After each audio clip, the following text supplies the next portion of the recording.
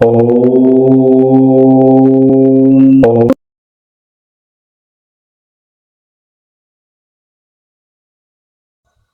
గురువు గారు నమస్కారం. నేడు సంక్లిష్ట సమస్యలతో కొట్టుమిట్టాడుతున్న మేము మీకు ఒక చిన్న సూటి ప్రశ్న. సమాజం మారలేదంటారు, మన ప్రాధాన్యతలు మారాయంటారు. కానీ నిజంగా లోభం లేకుండా మనిషి బ్రతకగలడా? వనరులు తక్కువ, అవకాశాలు తక్కువ, జీవితాలు ఎక్కువ ఉన్న ఈ సమాజంలో లోభం లేకుండా జీవించమంటారా? ఈ ఆధ్యాత్మిక మార్గం మాకు తిండి పెడుతుందా? ఏమైనా పోషిస్తుందా? దురాశతో బతికితే మాకేంటి? మా కష్టం మాకు తెలుస్తుంది కదా. దీనికి మీ సమాధానం ఏమిటో చెప్పండి.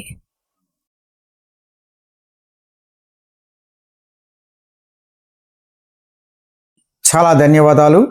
మీరు అడిగిన ఈ ప్రశ్నకు భవిష్యత్ తరాలకు అర్థమయ్యేలా సూటిగా చెప్పదలుచుకున్నాను. ఈ ప్రశ్న తప్పు కాదు, ఇది ఈ కాలం అడుగుతున్న నిజం. లోభం లేకుండా మనిషి బతకలేడు, నిజమే. కానీ లోభమే నాయకుడైతే మనిషి జీవించడు, కేవలం బ్రతుకుతాడు. ఆధ్యాత్మం అన్నది పని మానేయమని చెప్పదు, సంపాదించవద్దని చెప్పదు, పోటీ పడవద్దని కూడా కాదు. ఇది ఒకటే అడుగుతుంది, నీ అవసరం ఎక్కడ ముగుస్తుంది అని. అందుకే సమస్య లోభం కాదు, దాన్ని నడిపించే మనసే సమస్య.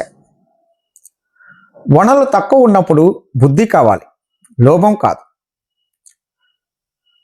అవకాశం తక్కువ ఉన్నప్పుడు శ్రమ కావాలి, దురాశ కాదు. దురాశతో బతికితే ఈరోజు గెలుస్తావు, కానీ రేపు నీకే నీ జీవితం భారం అవుతుంది.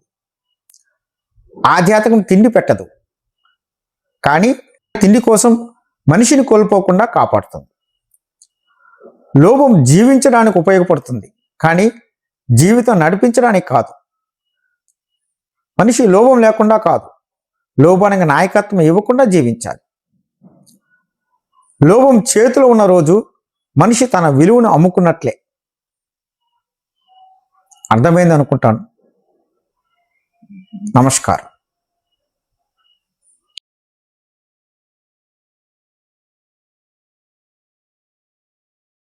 లోభం కోరిక కాదు, ఆత్మవిస్తృతి లక్షణం. లోభం పుట్టడం శరీరంలో కాదు, ఆలోచనలో కూడా కాదు, ఆత్మ మరిచిన మనసులో పుడుతుంది.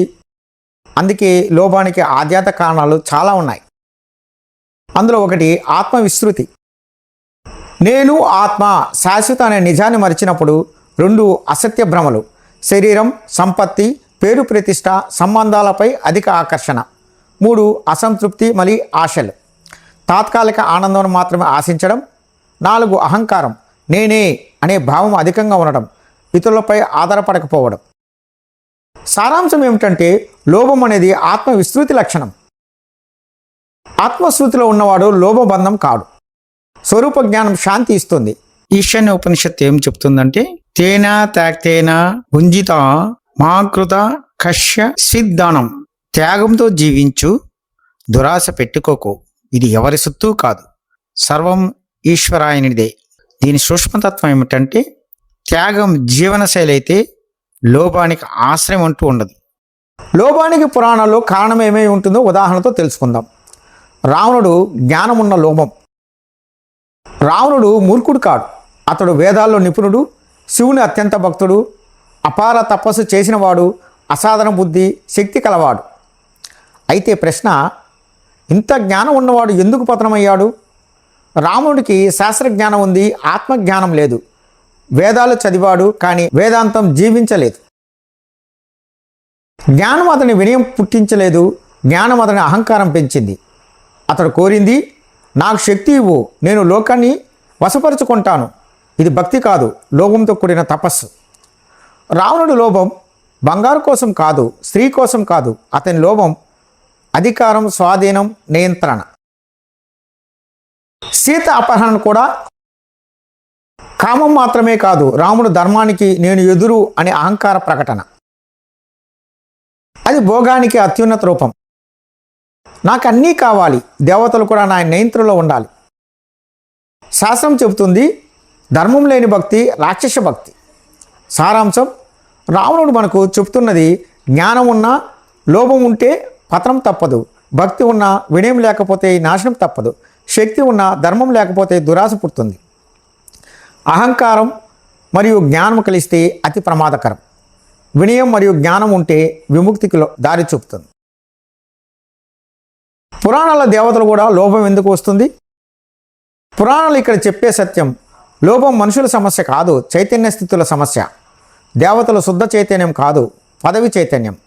దేవతలు ఒక పదవి, ఒక భోగస్థితి, ఒక కాలపరిమితి.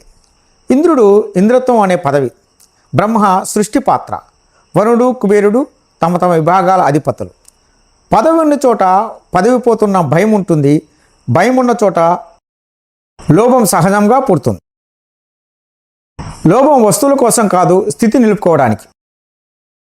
పురాణాల్లో దేవతల లోభం బంగారు కోసం కాదు, స్త్రీ కోసం కాదు, నేనే అధిపతి ఉండాలి అనే స్థితి లోభం. ఉదాహరణకి, ఇంద్రుడు తపస్సు చేసి ఋషులు భంగం చేయడం, తపస్సు చేసి నా ఇంద్ర పదవి పోతుంది. ఇది చెడు వ్యక్తిత్వం కాదు, అహంకార పూర్తి స్థితి, భయం. దేవతలు మనలోని ఉన్నత శక్తులు, రాక్షసులు మనలోని అశుద్ధ శక్తులు.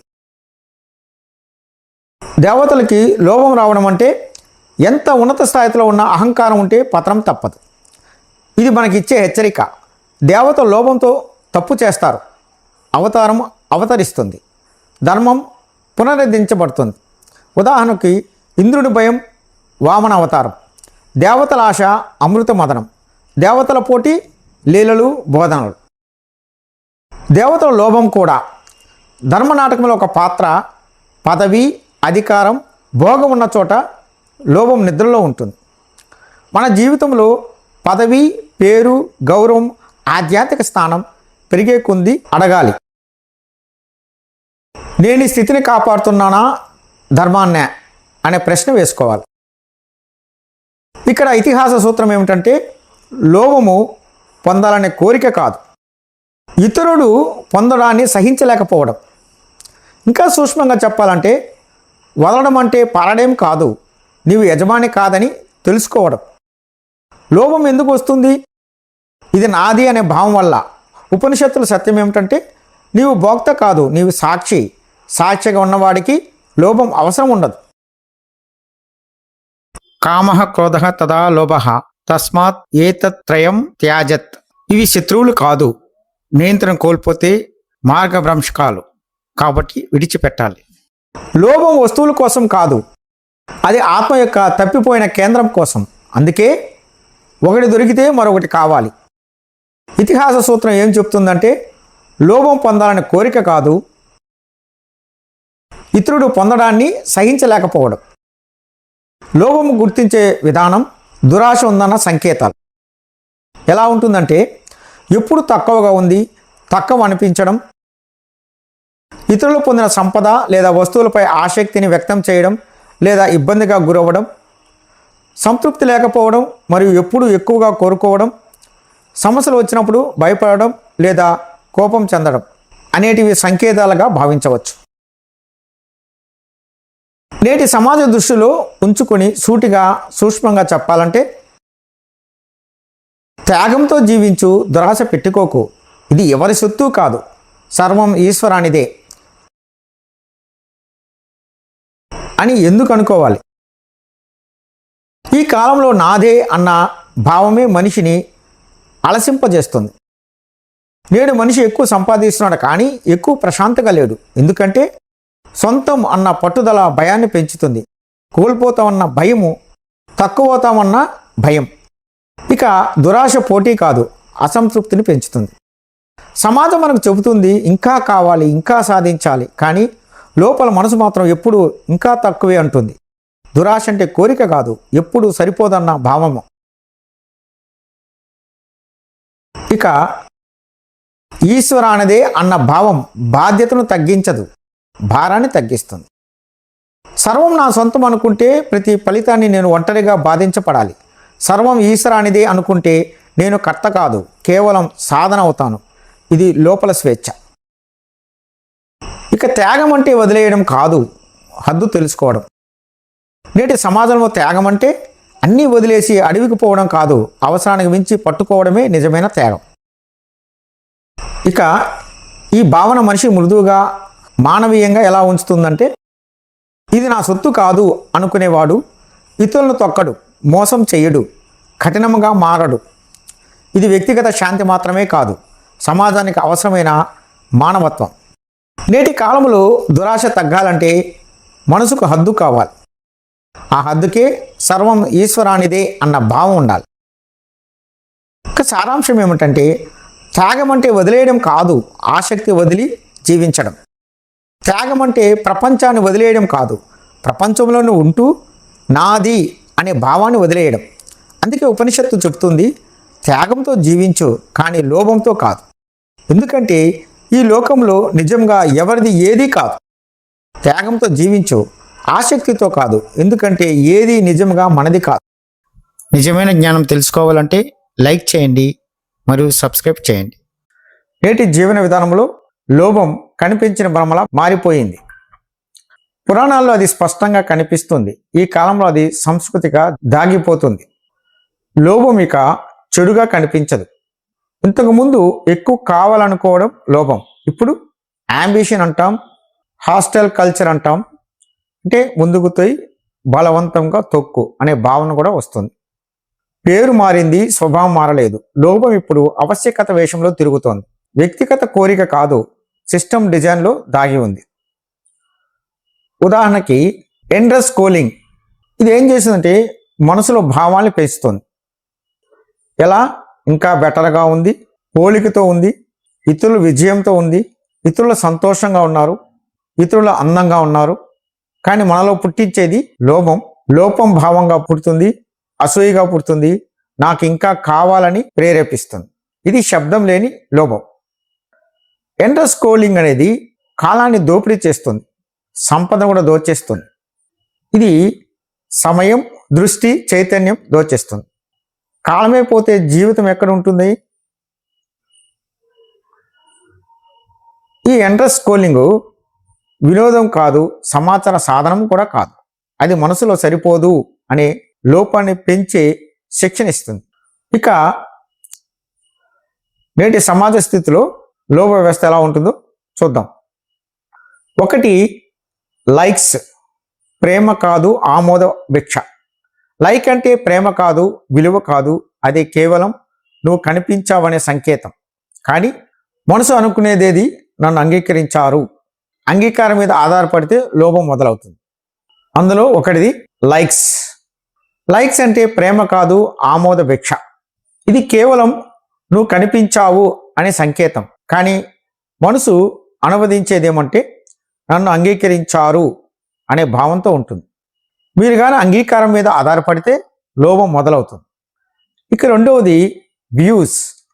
ఇది చూడడం కాదు, ఉనికి యొక్క కొలత. వ్యూస్ పెరిగితే నేను ఉన్నాను అనిపిస్తుంది, తగ్గితే నేను అవసరం లేనా అనే భావన అనిపిస్తుంది. వ్యూస్ ఉనికి కొలిచే భ్రమ. ఉనికి కొలలేం, ఉనికిని కొలవలేం, కానీ మనం కొలుస్తున్నాం. ఇక మూడోది ర్యాంక్స్. ర్యాంక్స్ అనేది అభివృద్ధి కాదు, పోలిక వ్యసనం. ర్యాంక్ అనేది నీవు ఎంత ఎదిగావో కాదు, ఇతరుల కంటే ఎక్కడ ఉన్నావో అని తెలుసుకోవడం. ఎదుగుదల లోపల ఉండాలే కానీ ర్యాంక్ బయటకు తోచేస్తుంది. పోలిక ఉన్న చోట శాంతి ఉండదు. ఇక ఈ మూడు కలిసినాయనుకో, లైక్స్, వ్యూస్, ర్యాంక్స్. లైక్స్ గుర్తింపుకు లోపం, వ్యూస్ దృష్టికి లోపం, ర్యాంక్స్ అధికార లోపం. మూడు కలిసి ఆత్మ విస్తృతిని ఉత్పత్తి చేస్తాయి. లక్ష్యం లేదు కానీ కేవలం ఎక్కువ కావాలి అల్గరిథం యొక్క లోబితో పనిచేస్తుంది. ఇంకా ఐదోది, లోభం ఇప్పుడు పోలికగా మారుతుంది. పూర్వం నాకెంత కావాలి, ఇప్పుడు వాటికంటే తక్కువ ఎందుకు? పోలికే కొత్త లోపం, అసూయ ఆధార లోపం. ఇది బయట కనిపించదు, లోపల నిద్రపోకుండా చేస్తుంది. ఇక ఆరోది, భద్రత భ్రమ. నేటి మనిషి అనుకుంటాడు ఇంకా ఉంటే సురక్షితం, కానీ నిజం ఎంత ఉన్నా అసురక్షిత భావంతో తగ్గదు. లోభం అనేది భయానికి నెగిటివ్ అలంకరణ. ఇక ఏడవది, లోభం నీతి భాషలో మాట్లాడుతుంది. ఇప్పుడు లోభం ఇలా అంటుంది, నా కుటుంబం కోసం, నా భవిష్యత్తు కోసం సమాజంలో నిలబడాలి అని అనుకుంటుంది. లోభం ఇప్పుడు ధర్మముగా మాట్లాడుతుంది. ఇప్పుడు ఎనిమిదవది ఉత్పత్తులు, ఉద్యోగాలు, సంబంధాలు, ఆలోచనలు. ప్రతి దానికి నిర్ణయం తీసుకోవాల్సిందే. నేటి సమాజంలో లోభం అరవదు, ఇంకా కావాలని నేరుగా చెప్పదు. అది ఒక ప్రశ్నలా మనసులో నిలిచిపోతుంది. నేటి మనస్థితి ఎలా ఉందంటే, ఉత్పత్తులు ఒకటి కాదు 100 ఎంపికలు, ఉద్యోగాలు ఒక మార్గం కాదు ప్రత్యామ్నాయాలు, ఆలోచనలు ఒక దిశ కాదు ఎప్పటికప్పుడు మారే అభిప్రాయాలు. ఇలా ప్రతిదీ ఎంపిక ఛాయిస్గా మారిపోయింది.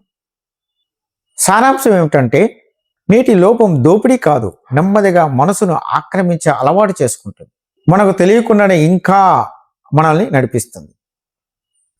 ఇక్కడే లోపం అతి సూక్ష్మంగా ప్రవేశిస్తుంది. లోపం ఇక్కడ ఇలా మాట్లాడుతుంది: ఇది సరిపోదు, ఇంకొంచెం చూడాలి, ఇది తీసుకుంటే మిగతాది మిస్ అవుతుందేమో, ఇప్పుడే స్థిరపడితే తర్వాత పశ్చాత్తాపడతామేమో. ఇది ఎక్కువ పొందాలనే దురాశ కాదు, సరిపోదన్న భావన లేకపోవడం.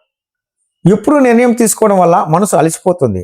ఆ అలసట్లో స్పష్టత తగ్గిపోతుంది, ధైర్యం క్షీణిస్తుంది, బాధ్యతను వాయిదా వేస్తుంది. చివరికి అర్థం లేని ఎంపికకి లొంగిపోతాం. ఇది కూడా లోభం యొక్క ప్రభావమే. దీనివల్ల ఫలితం ఎలా ఉంటుందంటే, నిర్ణయం తీసుకోవడంలో అలసట అవుతుంది, మనసు అతి వేగంగా ప్రేరేపించబడుతుంది. అతిగా ప్రేరేపించిన మనసు అదుపులేని కోరికలకు స్థానం ఏర్పడుతుంది. అదుపులేని కోరికలు లోభముగా తయారవుతుంది. సూక్ష్మ సత్యం ఏమిటంటే, లోభం అంటే ఎంపికలు ఎక్కువగా ఉండడం కాదు, అవసరం లేని ఎంపికలు కూడా అవసరమని భావించడం. లోభం మాత్రమే కావాలనేది కాదు, అతిగా ప్రేమించడంలో ఆత్మను మర్చిపోవడం జరుగుతుంది. శాస్త్రం ఏం చెప్తుందంటే, తృప్తి లేని వాడికి ప్రపంచం ఒక మార్కెట్, తృప్తి ఉన్న వారికి జీవితమే ఒక మార్గం. ఎక్కువ ఎంపిక ఉన్న చోట తృప్తి లేకపోతే అది స్వేచ్ఛ కాదు, సూక్ష్మ లోపం. స్వస్తి. ఇక లోపానికి ఏ విధంగా అరికట్టవచ్చు? నేటి సామాజిక వ్యవస్థలో లోపాన్ని ఎలా అరికట్టాలనేది తెలుసుకుందాం. ఒకటి, ఎక్కువ విజయం అనే భ్రమ ప్రశ్నించాలి. నేటి వ్యవస్థ చెబుతుంది, ఎక్కువ సంపాదిస్తే గెలిచిన వాడు, ఎక్కువ లైక్స్ ఉంటే విలువైన వాడు. కానీ ఇది మానసిక ధ్యాస. సామాజిక పరిష్కారం ఏమిటి? విజయం డబ్బులతో కాదు, సమతుల్యతతో కొలవాలి. కుటుంబం, ఆరోగ్యం, నిద్ర ఇవి కూడా విజయ ప్రమాణాలు కావాలి. సమాజం మార్చాలంటే నిర్వచనం మారాలి. ఇక రెండవది, పోలికల ఆర్థిక వ్యవస్థని విరగదీయాలి. యాడ్స్, రీల్స్, ఇన్ఫ్లుయెన్సర్స్ నీ వద్ద లేదు అనే భావనే వ్యాపారం చేస్తాయి. ప్రయోగాత్మక మార్గం ఏమంటే, యువతకి మీడియా లిటరసీ నేర్పాలి. ఇది నిజ జీవితంలో కాదు అనే అవగాహన పాఠశాల నుండి రావాలి. ప్రతిదీ చూపించేది లక్ష్యం కాదు. ఇక మూడవది, సంస్థల లోపాన్ని నియంత్రించాలి. వ్యక్తులు కాదు, వ్యవస్థలో లోపాన్ని బహుమతిగా ఇస్తున్నారు. ఉదాహరణకి, అవినీతి ప్రోత్సహించే రాజకీయాలు, అతి లాభాలకే పరిగెత్తే కార్పొరేటర్లు, ఫలితమే తప్ప మార్గం పట్టించుకునే సంస్థలు. సామాజిక పరిష్కారం ఏమంటే, పారదర్శకత్వం, ట్రాన్స్పరెన్సీగా ఉండాలి, బాధ్యతగా అకౌంటబిలిటీగా ఉండాలి, నైతిక నాయకత్వం, ఎథిక్స్, లీడర్షిప్ అనేది పెంపొందించుకోవాలి. లోపం వ్యక్తి పాపం కాదు, వ్యవస్థ లోపం కూడా. ఇక నాలుగవది, వినియోగ సంస్కృతికి బ్రేక్. కొనాలి, చూపించాలి, పోల్చుకోవాలి. ఇదే లోపం యొక్క చక్రం. సామాజిక ఉద్యమం కావాల్సింది. సింపుల్ లివింగ్ నెరేటివ్స్ ఉండాలి, రిపేర్, రీయూజ్, షేర్ కల్చర్ ఉండాలి, తక్కువలో శాంతి అనే కథనాలు తెలుసుకోవాలి. వినియోగం తగ్గితే లోభం తగ్గుతుంది. ఇక ఐదవది, సేవను సామాజిక విలువగా మార్చాలి. ఈరోజు సేవ పర్సనల్ ఛాయిస్గా మారిపోయింది, కానీ అది సామాజిక గౌరవంగా మారాలి. సామాజిక మార్పు ఎలా వస్తుందంటే, సేవ చేసే వాళ్ళను ఆదర్శంగా చూపాలి. సెలబ్రిటీ కాదు, సేవకుడే హీరో. సేవ ఉన్న చోట లోభం నిలవదు. ఇక ఆరవది, ఆధ్యాత్మికతను వ్యాపారం కాకుండా దిశను నిలపాలి. నేటి రోజుల్లో ఆధ్యాత్మం కూడా ఒక బ్రాండ్ అయిపోయింది. స్పష్టత అవసరం. ఆధ్యాత్మికత అంతర్ముఖత, ప్రదర్శన కాదు పరివర్తన. నిజమైన ఆధ్యాత్మికత లోపాన్ని కరిగిస్తుంది. మూల సత్యం ఏమంటే, నేటి సమాజంలో లోపం వ్యక్తిగత బలహీనత కాదు, అది ఒక సిస్టమాటిక్ ఫలితం. కాబట్టి పరిష్కారం కూడా వ్యక్తి అవగాహన, సమాజ మార్పు, విలువల పునర్విచనం ఈ మూడు కలిసినప్పుడే సాధ్యం. ఒక శక్తివంతమైన వాక్యం: లోభాన్ని నిందించొద్దు, వ్యవస్థని ప్రశ్నించు. లోభాన్ని అరికట్టడం అంటే దాన్ని బలవంతంగా అణిచివేయడం కాదు, దాని మూలాన్ని స్పష్టంగా చూడడం. ముగింపు సత్యం ఏమంటే, లోభం శత్రువు కాదు, అది మనకు ఒక సందేశం. నీవు బయటికి వెళ్తున్నది లోపల ఉంది. దాన్ని వినగలిగితే లోభం స్వయంగా వెళ్ళిపోతుంది. స్వస్తి.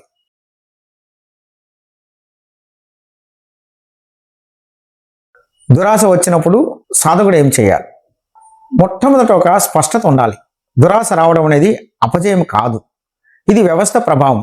నేటి సమాజం దురాశను పాపం కాదు, విజయ లక్ష్యముగా చూపిస్తుంది. కాబట్టి సాధకుడు ముందుగా తనను తానుగా దోషిగా భావించకూడదు. మొదటిది, ముందుగా దాన్ని తిరస్కరించకూడదు. దురాశ వచ్చిందంటే సాధన విఫలమైందని అనుకోకూడదు. గమనించిన క్షణమే దురాశ బలం కోల్పోతుంది. ఇది మొదటి జయం. ఇక రెండవది, ఇది అవసరమా లేక కోరికన అని ప్రశ్నించుకోవాలి.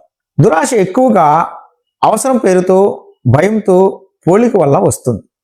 ఇక మూడవది, నాకు నిజంగా ఏమి కావాలి అని అడగండి. ప్రతి దురాశ వెనక ఒక లోపల లోటు ఉంటుంది.